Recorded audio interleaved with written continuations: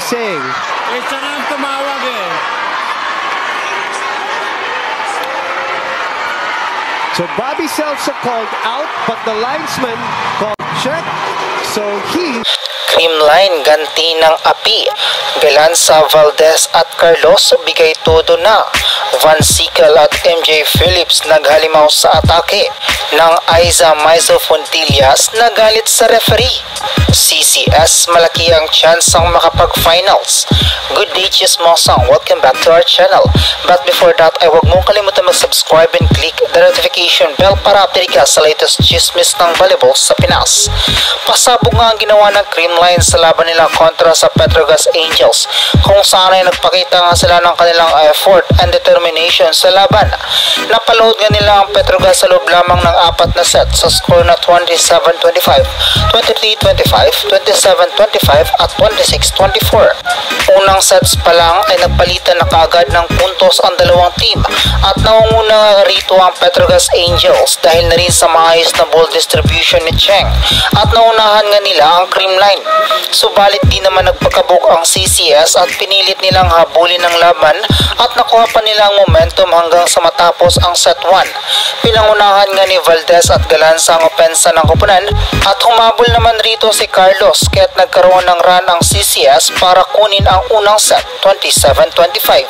Sa ikalawang set naman ay tila nagkaroon ng magandang gising ang Petrogas Angels kaya't nalamangan nila kaagad ang Creamline sa panimula ng set 2. This time it's the offense of Sabete and blockings of MJ Phillips ang bumuhay sa Angels.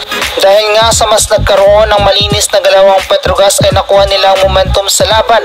Humabol naman ng Creamline ngunit error nga ni Pons ang nagbigay sa Petrogas Angels ng panalo 25-23. Sa set 3 naman sa mind games kung saan ay nagkaroon nga ng palitan ng momentum sa laban.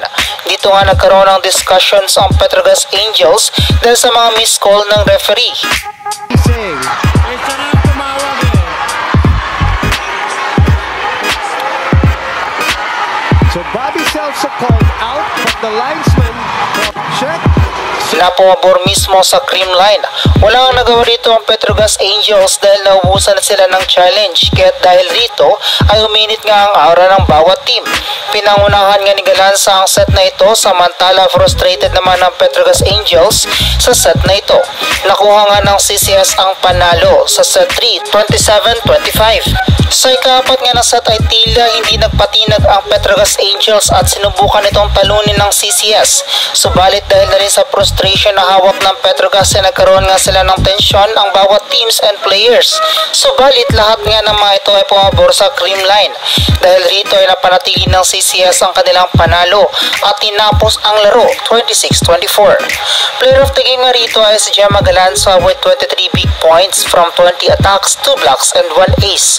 Marahil panalo man ang Creamline sa laban na ito ay sandamakmak naman na bashing ang nakuha nito dahil sa mga wrong calls ng referees kahit sinang Aiza Maizo Fontillas ay nagalit sa laban. Maraming nga nadismaya sa laban na ito na nagsilabasan nga ang mga bashers na galit sa Creamline. Hindi nga naging maganda ang bungad sa mga non-CCS fans na marinig na nakuha nila ang panalo. Bagkus nagkaroon nga sila ng theories na may sabotage daw na pangyayari. Pero balik ta rin man natin ang pangyayari ay talagang pumabor lang talaga sa Creamline ang mga crucial calls ng referees.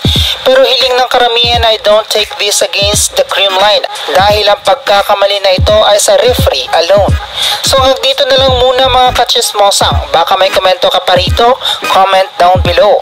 So hanggang dito na lang mga kachismis natin for this video. Huwag kalimutan mag-subscribe and click the notification bell para update ka sa latest chismis ng volleyball sa Pinas. Thanks for watching and bye for now!